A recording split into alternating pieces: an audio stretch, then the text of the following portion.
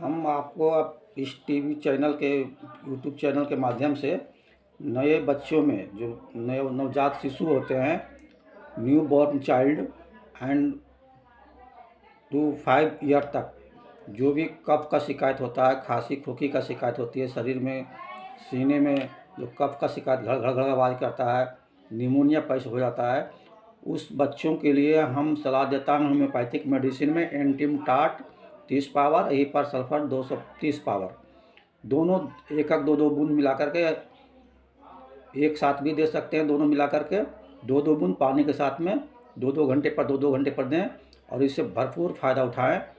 ये कॉम्बिनेशन बहुत उपयोगी है बच्चों के लिए, खास करके इस पर ध्यान देने की आवश्यकता है और इससे लाभ उठाएं होम्योपैथिक मेडिसिन से, इस कॉम्बिनेशन से।